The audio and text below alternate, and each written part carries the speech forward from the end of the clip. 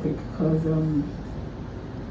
it's sort of been my philosophy for the last 2 years, and I'll explain why.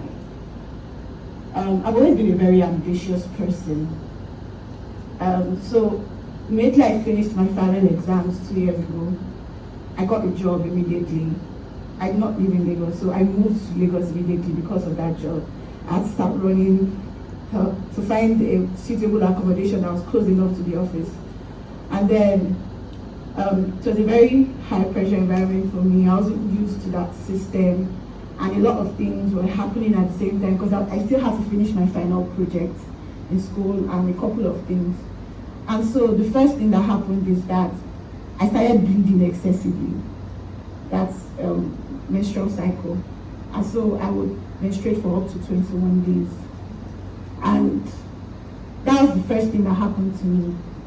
Then by the next thing that happened, the bleeding extended to other parts of my body, which I will not mention. And so I had to go to the doctor. There's a lot of prodding and everything, testing, and trying to find out what was wrong. And at some point, I'd never been ill to the point where I would be hospitalized.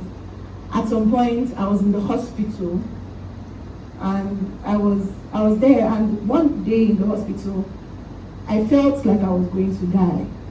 At that point, I just felt, you know what, I am going to die. And I was playing my life, and I was like, what have I done with my life? Like, fine, I'm young. There's not a lot you can do when you're young, but I started to think about a lot of things. I thought about my mom and how we fight a lot, and I haven't told her how much I love her and respect her.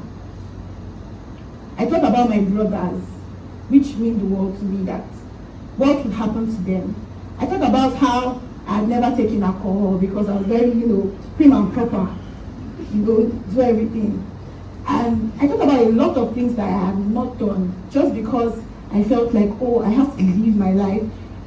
If I do this and I do that and do this, everything will work out the way I wanted. But then I came to that point and I said, I came to this realization that life is short and it can change anytime, like anytime, and there's nothing you can do about it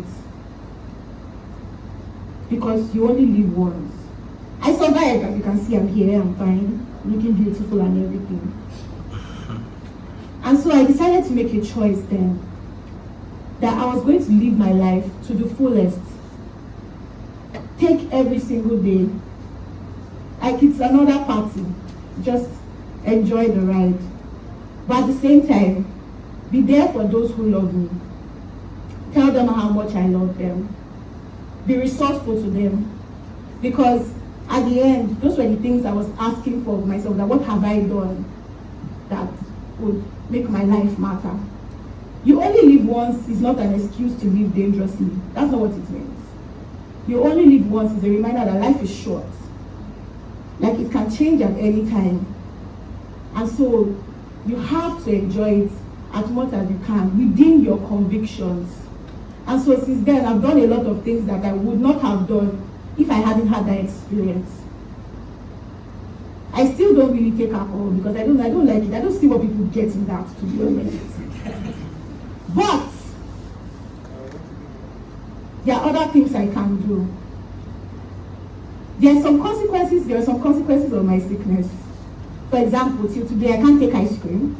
I can't eat pizza. I can't take shawarma. My diet is very restricted. I have to keep my weight down because if my weight goes up, there are other consequences.